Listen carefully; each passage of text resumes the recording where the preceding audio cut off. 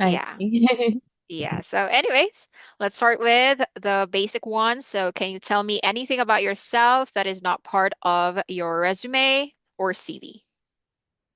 All right. Okay. So, you can call me Ali. Things that are not part of my resume, I would say I have a vitiligo. So that's something random about me. It's a skin condition. It's unique. What else? But aside from that, I also like traveling. I like traveling a lot. I love doing cafe hopping with my friends, hanging out with them, or sometimes just spending my time alone, Mm. watching K-drama or watching movies like Harry Potter or Marvel Cinematic Universe movies. So things like hmm that. Okay, thank you so much for that. So, let's talk about your experience as an ESL teacher. So, how long have you been teaching? For my ESL experience, I've been teaching for 2 years or more than 2 years already. Yeah. So I started initially as a part-time ESL teacher with a Korean company. Hmm So I've only had Korean students then, and then I started applying for other companies as well when I ended my full-time job as an HR specialist. So I got some students from Vietnam and Poland too. So yeah, I'm also teaching Vietnamese students and Polish students, and I think it also helped me with my skills in terms of flexibility and building rapport with different kinds of students with different proficiency levels, different backgrounds, cultures, and ages. Mm, that's nice. That's a very good experience. Okay. Thank All right. you. You're very much welcome. So now, tell me what is the best thing about being an ESL teacher? I think the best thing about being as an ESL teacher is being able to touch the lives of the students. As cliche as it may sound, because a lot of teachers would have also said that, it really y warms my heart whenever I feel like my students really learn Mm-hmm. and appreciate what I'm doing for them as well.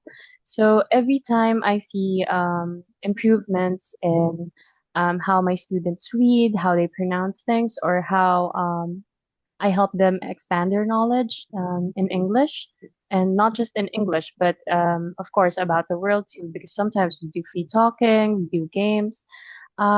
It really melts my heart.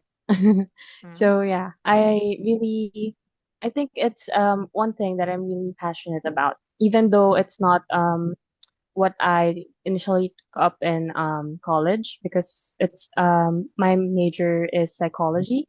Mm-hmm. So although it's about human behavior, I didn't know that this was going to be something that I would really like to continue doing. Mm-hmm. Okay, that's a really nice answer, and I also like it.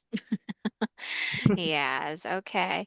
And yeah, let's talk about the opposite of that. So, what is the hardest thing about being an ESL teacher? I think for me personally, Mm-hmm. because I am an introvert, sometimes I need to recharge. So my battery sometimes gets drained whenever the classes are nonstop.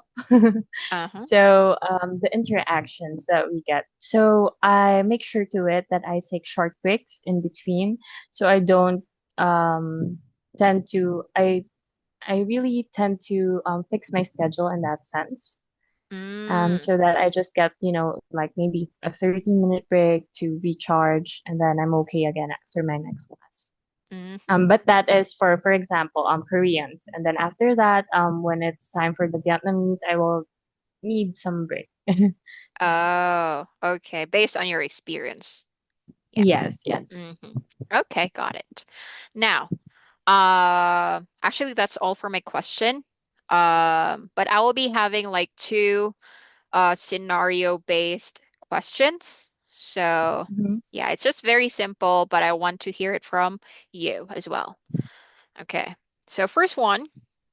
So, you know, sometimes student gets bored and unmotivated in class. So how do you manage them?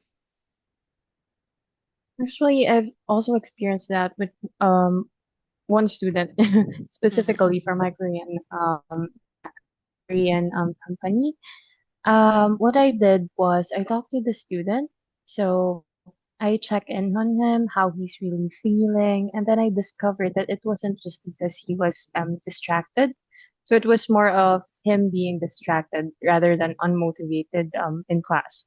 Mm-hmm. Because whenever we were having class, he's able to answer my questions. He's able to do well in class. So I Mm-hmm. really cannot give him a low grade or anything or a negative feedback about that. It's just that he's distracted.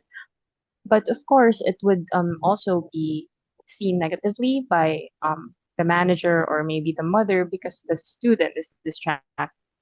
What I did was I made sure that I would check in on him if just still okay with him or if it's too easy, too difficult, and more on what he's really feeling. So I discovered that he's really tired from academy, from taekwondo, and all those other classes that he's been. So whenever it's time for a class, since I think it's the last class that he takes at night, what I do is that I just try to be a bit more laid back in a sense Mm-hmm. and teach him. Because it helps in a way that he still answers me, he still responds, and he still learns. Mm-hmm. And I do not force him to really keep his eyes on me Mm-hmm. because I think, yeah, he even if he is, distracted, sometimes he tells me that he's just too tired, so he tends to look at other things. So Mm-hmm. yeah, I think it's really important to build that rapport with the student. Mm-hmm. Okay. Yeah, that's a very good answer because, we are handling Korean students as well. And as yeah, you already have a background with Korean students, so they always, or most of them has, um, what do you call this, academies that they attend to. I Mhm. also have a lot of students who are like that. So I understand where you're coming from. Yeah. Yes, because the manager that was managing us was telling me to change my teaching style with him. Maybe it was the reason why he was distracted and all. But then when we asked the student, when they talked to the student still wanted me as the teacher. So I cannot change it into a way that the manager wanted me to teach it because that is how it works for me and the student likes that kind of teaching. And if I force something onto him, he might not, get even more motivated to learn or to stick with studying with me. So something Mm-hmm. like that.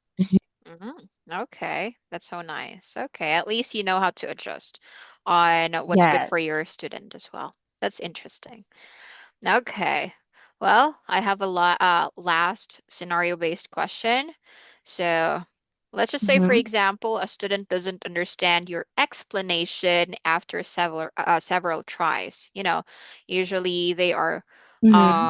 beginners in English, those kind of scenarios. So, what would you do?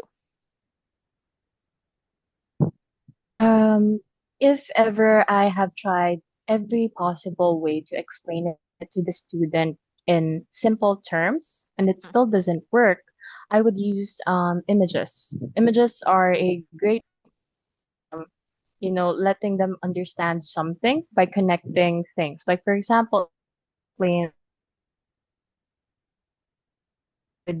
connect, and then ask them questions in relation to how they can experience that Mm-hmm. word. Resolution, like New Year's resolution. So how would they understand that? So I will look for images related to that word. I will try to explain it bit by bit per image, and then I will also ask them questions so that I would know if they do understand me Mm-hmm. in relation to that question about their personal experiences.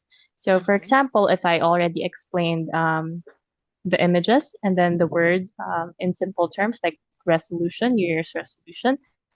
I will make follow-up questions to ask them, what about you? Is there something that you have promised to do for next year? Something like that. And then I will check if they really understood what I explained to them about that word. Okay. Actually, that is what we usually do. If they don't really understand everything, we go um we go to pictures. Sometimes we do Google Translate if we need to, right? Yes, yeah. Hmm. Yes. It helps. It helps a lot, just to help them like do communicate like have a great communication as well. Yes. Yes, Okay. yes. All right. Thank you so much for those answers. I really like it. Actually, I will be basing my demo class based on the interview, but I think I will not be having the demo class today because yeah, you did really well. And based from your answer, you already did wonderful. And I know that you will be able to handle students in the company.